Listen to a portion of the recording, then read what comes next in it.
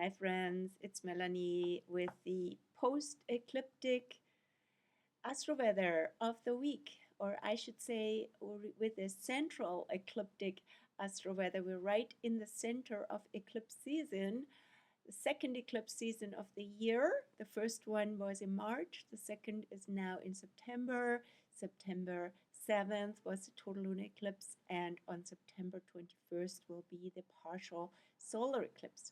So now we're in this window of the waning moon from eclipse to the new moon, which will be, as I said, the partial solar eclipse just before fall equinox. So there's a lot coming down and coming together this month. And we're definitely integrating the total lunar eclipse effects. Just want to go through that a little bit before checking out the actual astro weather of the week layered on top of that. But of course, yeah, that total lunar eclipse was quite the kicker with the Saturn together with Saturn north node, Saturn north node, moon all together in Pisces. So you can see it here still, the chart of the eclipse. And even Neptune close by, Neptune, the ruler of Pisces, also connected with Saturn. So this eclipse was a multi archetype event, which is of course rolling out over the next while the Sun and Mercury are with the South Node. And we are also having this week the exact alignment of the Sun today on the 10th and Mercury on the 12th of the Mercury and the Sun with the South Node, and then Mercury and the Sun themselves will align on the 13th. So what's going on with all of that? A big juxtaposition of Virgo and Pisces, that we know. So the Virgo side, which is of course also the season when we get really busy, when school and work starts, when there's so much to organize and so many pieces to line up. And but that side also needs a relief and a release, I should say, because we can become these human doings and being busy and basically just spinning our wheels and constantly chasing issues and problems and things to solve, or making ourselves very busy, or being super worried and concerned, and all of that can be actually a downward spiral. With the South Node, we have to watch not to be drained by that energy. And Virgo is all about alignment, but can be also quite perfectionist when things are not aligned. And that is especially a theme for everybody born with with Uranus and Pluto in Virgo, which happened in the 1960s. So there is also this strong, speaking of the 60s, call it like hyper self-sufficiency. Do it yourself and be self-sufficient. And that can be actually go to our detriment, because Pisces is inviting now. Pisces is all is connected. How about connecting? How about asking for help? How about being more relaxed? And we're all in this together. And let's just chill, not get so anxious and this is Virgo can be quite an anxious and nervous energy. Yet when we are when we are connecting, when we're either connecting with each other or ideally also with source, with a spiritual dimension, we receive energy, and all these things that we were worried about, they look more, we can put them into perspective, and also things can come together in a new way. And maybe think about it in a different way, and maybe we release our attachment to a certain outcome, and we are more adaptable and in the flow again. So this is very much apropos Virgo Pisces. As I said, Pisces is now the incentive with the North Node, but of course also a challenge with Saturn. So this is now Saturn's last phase in Pisces since September 1st until February 14th. So there is this notion of spiritual mastery, so to say, or definitely spiritual teachings. And basically, when things get challenging, how do we now apply the spiritual path that we've been on and the practice we've been doing? How does it actually work at this point? And what does it at this point mean? Can it mean letting go? Can it mean letting go of expectations, of attachments, and so on? Right? So it's different for everybody, and of course affects everybody with Pisces and Virgo energy, but also with Gemini and Sagittarius, because that is a square to it. This is where, you know, Geminis get a T square from Virgo and Pisces, and so do Sagittarians. And so we are now in integration, and as I said, also the Sun, Mercury, and the South Node, they all line up from today, September 10th, until September 13th. So this is like where things can get complicated, but at the same time, we are having a lot of energy to um, bring our life back in order. But with the South Node, we can also overdo it, right? We can be hyper about things have to be perfectly lined up, and they never will be. And not everything is a problem as it might seem. And the whole theme with the North Node in Pisces also is about being the solution, right? So that could be a bit of a mantra. How can you embody, how can you actually infuse yourself and your environment and your energy field with the solution, with love, with connection, and take it from there. So what else is going on this week? We have now the second or the central part of Virgo until the 11th, until tomorrow, September 1st to 11th, which has a Taurus undertone. And so it's about, yes, being of service and doing what we are here to do in our assignment, in our cosmic assignment, using our skills, our gifts wisely, and applying ourselves, which is very Virgo, helping and also being healthy and in good natural alignment of health, wellness, and wholeness from the Virgo side, while also from the Taurus side, representing and embodying what we value and what we enjoy. So this is the Taurus Virgo dynamic. And then we move into the third decanate, the third 10 degrees and 10 days of Virgo, from September 12th to 22nd, which is of course the fall equinox, and that has also Virgo undertone. So it's double Virgo. What does that mean? Now it's really even more so about alignment, and even more so with a double dose of Virgo, while also approaching the partial solar eclipse, which is a release eclipse, right? So things can get very busy or very complicated even, while at the same time we need to keep remembering what really is healthy here, what is even enough rather than perfect, and not being wrapped up with the small stuff, and not letting that become the sabotage ourselves or relationships or any of that, but actually in contrast and in opposition with Saturn in Pisces, which we will approach. The Sun will actually oppose Saturn in Pisces on the 20th.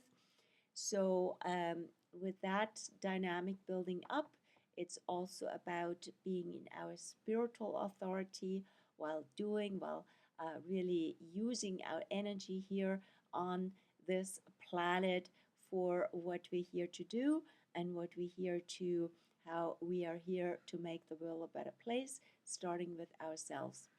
And so it might look like challenges, but at the same time, this is strengthening us in bringing us into our inner authority. Saturn is now retrograde, and Saturn opposing the Sun has to do on both sides, Saturn and the Sun, with authority. Saturn is more like really the lessons we've learned, we earned it, we have matured, and yeah, and with the Sun, it's the creative authority. So really also creating and being expression of the creative life force of spirit of consciousness, and creating there while also being well aware of from the Saturn side, right? Manifestation has its own laws and doesn't always work out the way we might have wanted to, right? You have to also work with the parameters, just like an artist with the resources and with the frame, literally, that would be Saturn. Yet that can be combined. And so let's talk about the more aspects this week, more planetary alignments, and then also, of course, about the moon. So we have the one piece that stands out is Venus and Mars. They will be in sextile on the 15th of September, Venus in Leo and Mars in Libra. While also on the 16th, Mars will oppose Chiron and Venus will go into, Venus from Leo will go into trine. It's like 4 signs apart, fire, right? Venus will trine Chiron retro. So it's a dynamic between Mars, Venus, and Chiron. So the Venus in Leo still on for a bit. This is coming to the end now. Venus will leave for Virgo on the 19th. So Venus in Leo is still about expressing our love, being really demonstrative, showing our colors, being passionate and radiant, right? Radiating the heart and being seen, being loved, not being shy, putting it out there. While Mars in Libra can be kind of more uh, deliberate, can be more not so direct, right? So Libra is a lot about negotiation, but it's also a lot about a big push to actually negotiate, not just negotiate, but actually assert peace, right? So Mars rules Aries, but it's now in Libra. So this whole drive for peace needs to be happening. There's so much with Chiron in Aries, even, right? So much war. The wounds of war have been endless, and more are layered on top of it. So Mars is saying, "Hey, enough is enough." So what could really bring peace here? We need to achieve peace, and that can be by negotiation only, because otherwise it's more conflict, right? And so Venus and Mars together can be in our private life really a beautiful, they're in sextile, so a beautiful dynamic building over the weekend into the new week for uh, creative, romantic joy, and also, yeah, really culture, right? So Libra is also about culture, enjoying things together, enjoying culture together, and seeing also where we reflect each other, where it's actually really a beautiful complementary energy with our friends, with people we love in our lives, and celebrating that. And Chiron in Aries comes in as well, and this is also the medicine of being authentic, and of maybe also taking initiative, right? Because maybe you're wondering, you're sitting on the fence, like, why don't they not contacting you? But how about you, right? So it can't hurt, and maybe it just takes somebody to pick that up and to get in touch. And so it can also be beautiful, spontaneous encounters, and actually that dynamic itself can help raise vibrations, and this is also the medicine we need right now with the North Node in Pisces. let's go to the moon. Let's look at the lunar energies this week. Not quite taking off, but the moon is now in Taurus since this afternoon. It's the 10th of September. The moon in Taurus has this afternoon squared Pluto. So there's been this charge between enjoying life and settling, right? That's Taurus, having a good time, and then Pluto in Aquarius, right? So the Aquarius piece is also about humanity or the system, what's going on in society. Maybe that has been a part of conversations, and things are not so enjoyable because um, there's all sorts of power dynamics, and people are being repressed and mistreated, and all these things that are coming out from the shadow that now the system reveals, and the various systems reveal Pluto and Aquarius. So we are, this is both happening at the same time as we having this beautiful end of summer here, and we can sit on the beach or we can have a coffee date, and yet at the same time, we also need to bring our positive, our joyful energy into where the world needs it at this point, right? Not just become the extreme of Taurus would be being the hedonist, right? And so the moon will continue being Taurus and be in square with Venus tomorrow. Be also in the Earth trine with the Sun in Virgo. So this is a very grounding energy where we actually, okay, get back to work and to how can we, help one another while we also having a good, really a comfortable experience with one another. And the square with Venus can be somewhat, that will be exact on Thursday, tomorrow, close to midnight actually. And that can be a little bit of an overboard energy, but it can be also great for being out and about and celebrating and so on. Then we have the moon entering Gemini on the 12th, when also the third decanate of Virgo starts, which has a Virgo undertone. So Gemini is ruled by Mercury, Virgo is ruled by Mercury, so it will be very mercurial. And we have then also the Sun Mercury South Node alignment. So 12th and 13th are very much affected by that.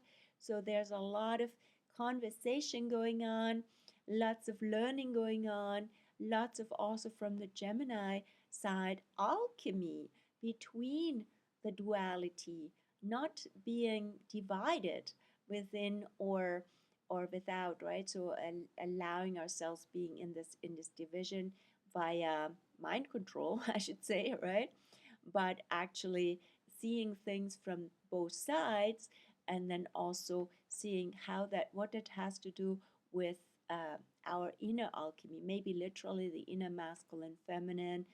That's always a theme for Gemini. How can they be integrated? And that can have to do with what comes at us mentally. And so the moon will be in Gemini until Sunday, the 14th, in the evening, 5:36, and then when the moon goes, what I call over the nesting point from Gemini to Cancer. It's like birds, Gemini air sign, right? So we're flying, we're out, and there's so much to learn and so many touch points. And then we come into our nest where we belong. It's a sense of homecoming as the moon enters Cancer. And it doesn't necessarily mean you do feel at home, but the theme comes up, especially since the moon, when she enters Cancer on Sunday, will square Neptune in early Aries. And so it can be also a bit of a charge between the sense of belonging and then the notion of autonomy, right? That is the Aries side. But maybe also adaptation helps, and fluidity, and going with the flow, and trying on something new. All of that is also very Aries. And see how that changes your energy field when you're in a new environment, a change of scenery, all of that, right? Then the moon will be in Cancer all day Monday the 15th, all day Tuesday the 16th, and goes into Leo in the evening of Tuesday the 16th here Pacific time, and that's the end of our Astro Week. So I go until then, but when the moon is in Cancer, she will of course meet also Jupiter. And we can even see that in the sky, right? Because it's now the waning moon. Waning moon, of course, shows up in the morning, right? So we have the Jupiter and moon conjunction. We could see that on the night of the 15th to the the morning of the 16th, basically already. And that itself is like really a big deal, and it might feel also very fulfilling. Moon is at home in Cancer, Jupiter is exalted in Cancer, so that can feel like a beautiful homecoming, or also a beautiful sense of belonging, family, and all that. For this moon, Jupiter in Cancer is fantastic to be with family and to be with your kin. While also, as I said, there's also this dynamic with Mars in Libra and Chiron in Aries. So that could be on the personal, interpersonal level, some issues about compatibility versus and nicety, so to say, right? Diplomacy versus authenticity. So there's various strands here working out. And again, in your personal chart, it depends where you have also um, your planetary and lunar ascendant placements, and whether you might be more activated from the Cancer side or from the Libra Aries side. That all depends on the personal birth chart. This is just like, yeah, where our affinity is, where our themes come up. And yeah, that's about it for the Astro Week this time. And as always, I invite you to check out also my Facebook page. If you don't see the video already, post it there. Maybe you see it on YouTube, and I post there every day the Astro Weather of the day, and also yeah, come over to the newsletter if you want to have a rundown from via email, from new moon to full moon, from full moon to new moon, in this case eclipses also. I'm happy to subscribe you, and yeah, share this video if you find it inspiring or useful with your friends, and give me a like or put a comment down there. Any feedback is most welcome. I wish you a beautiful week, and hope to see you in real life here soon. Or yeah, you can see me again next week here. Ciao.